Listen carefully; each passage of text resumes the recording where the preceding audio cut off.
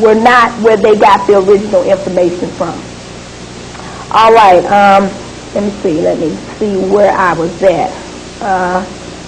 Okay, neither yet exists. Okay, let me back up. That within the absolute world of emanation, all the dynamics and laws are complete, except that nothing has happened and nothing will happen unless there is movement in time and space. Neither yet exists because the absolute world is still at the stage of pure will. Pure will. Everything comes from the will of the all. That it had to be willed into existence before it actually came into existence. And would have remained in this original state had not the all willed the beginning of days, called Shematat in Hebrew. I guess I'm pronouncing that right. I'm no Hebrew scholar myself, so if I have these names a little wrong, then hey, I'm doing the best I can. If you want to go look it up, it's spelled S-H-E-M-I-T-O-T, Shematat, or Shematot in Hebrew. This divine presence was manifest in the highest world to the lowest substance, in time from everlasting, to the smallest manifestation of what is now as it moves through the ages toward the end of this age. The tremendous motioning begins in the absolute world and is generated by the laws of the Sephiroth, the 10 divine principles of, and it has in here Yahweh El Elyon. But once again, I've told you about calling on those different names, and you're not familiar with what spirit is attached to it. So, don't hear these names and go home and think you need to start praying to them. I don't say Shiloh told you to do that, because I haven't. Isaiah speaks of the fourfold process of existence in the following words. Even everyone that is called by my name, for I have created him for my glory, I have formed him, yea, I have made him. These 4 levels of calling absolute, creating Bariah, forming Yezerah, and making Ishaya recur through the Kabbalah, the book of concealed mysteries of the scriptures. And I do believe I have a Kabbalah. I've got one here. This is the Kabbalah. For those of you who may not be familiar with that, you got that piece? Okay. See, this is what the Jewish people, they study this, the Zohar, the Talmud, and other books. While they just gave you the Bible, they got all this other good stuff that they keep from you. Okay, it says the book of concealed mysteries of the scriptures. Okay, the 4 worlds exist within the absolute world and correspond symbolically to the 4 letters of the most holy name of the all, called the Tetragrammaton. The 10 principles of existence are associated with the 4 elements of the lowest Sephirah, Malkuth. The first level is fire and is closest to the crown Kitar, symbolic of pure will, the divine calling. The second level is associated with air and is symbolic of the intellect. It is the level of divine creation. The third level of water is symbolic of the emotions. It is the level of divine forming. The 4th level associated with earth is the level of physical manifestation and is the level of divine making. And if you notice that in all these levels, they're talking about basically you. See, there's nothing that exists in the unseen or ethereal, spiritual, celestial world that is not also within you, in your makeup. Each level contains the qualities and activities of the one above, and as the motioning of existence descends further from its source, it is under more complex and defined laws. That's interesting. Let me see if I need to read all of this, because I need to jump ahead a little bit to keep you from just really between the 4 world lies and the Hebrew. Okay. Called the Hebrew. Okay. What I'm going to do is I'm going to jump ahead to, I just wanted to give you a sample of that. I'm not going to get into all of it because it's very in detail. I'm going to jump ahead to thought. It says, thought is the supreme power within man, and conscious thought is the power worker of miracles and the giver of every fine gift in your life. However, the thought is occupied only with sensual and selfish desire it then loses all power to attract the celestial elements from the absolutic world of existence. That's why I had to give you a little bit of the prior information so that when I began to read this, you can tie this information dealing with your thinking to what I was telling you about the four worlds that most of you have no clue about, because all you know is the matrix. Because your whole comprehension and understanding is dealing only with that which you can see, not knowing that that which is unseen is the true world. And that before you came into a physical being, there existed an unseen ethereal being of yourself. The primordial being of you, which was created and formed in your mama's womb. So before you became out a baby, okay, was there you before you actually was given birth to? Of course there was. Of course there was. You had intellect and consciousness long before you actually took on the physical form of a fetus or a child. But I'm not going to really get into that right now. Let me get back to this. Okay, it says you should continually direct your thoughts inward, not outside of yourself, but inward. But you do realize that while you are young and you are a child, that all of your learning or teaching is outside of yourself. So you have to learn how to go inward. That's not something that you come to the planet immediately already knowing. Okay, you should continually direct your thoughts inward, because within your own mind are the unseen forces which create everything in your environment. Now that's really powerful, people, because it says that within your own mind are the unseen forces which create everything in your environment. Okay? So y'all have to understand that anything that in your environment, guess who created it? You did.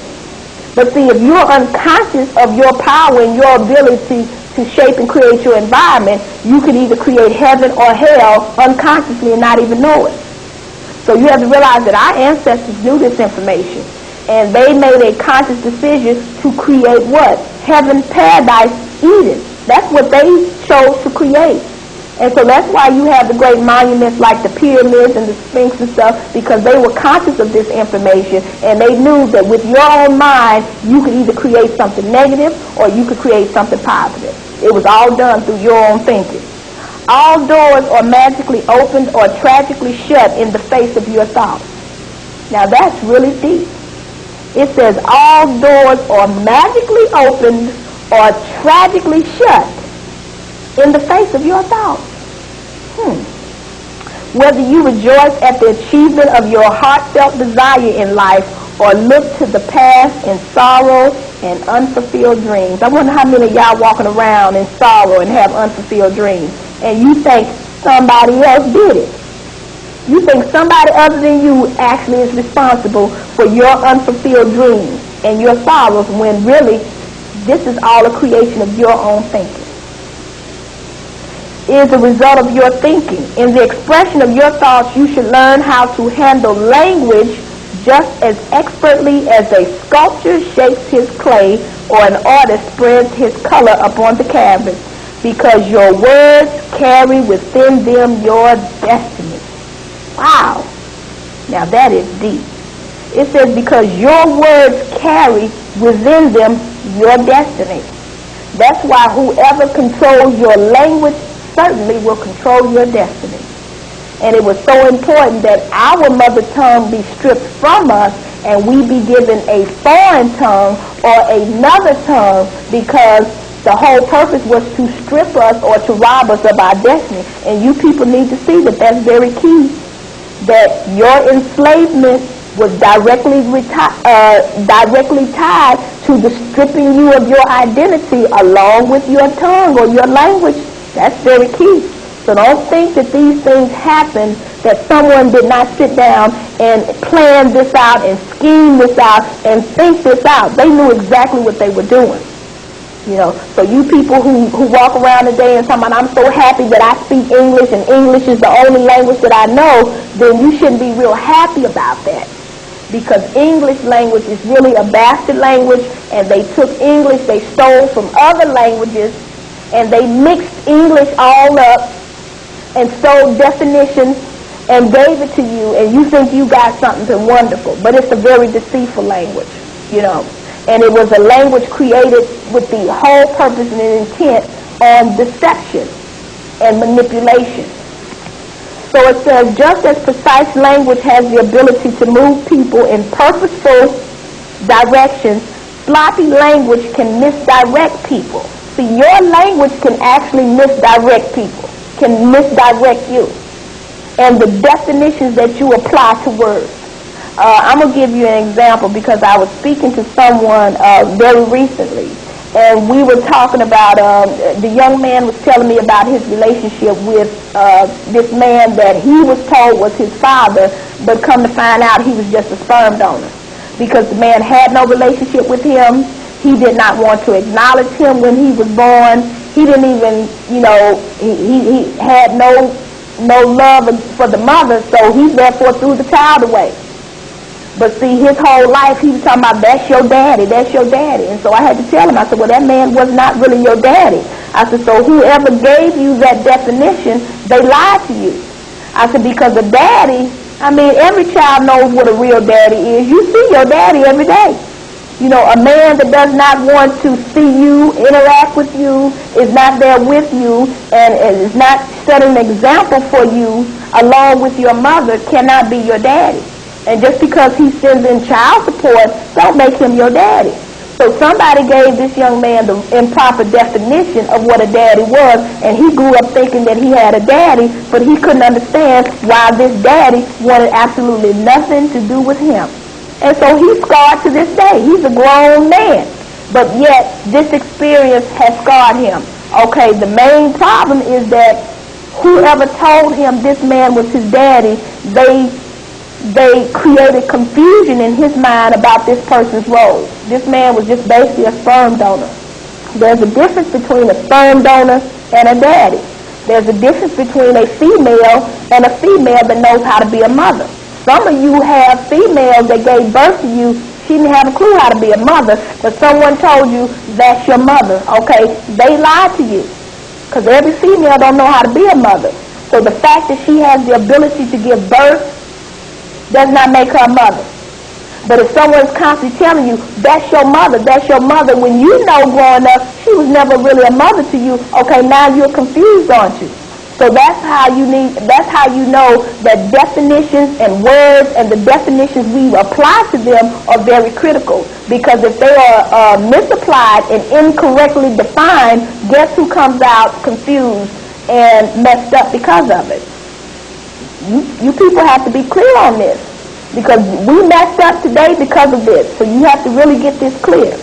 It says, just as precise language has the ability to move people in purposeful directions, sloppy language can misdirect people. Okay? It can actually misdirect you because you're going off misinformation.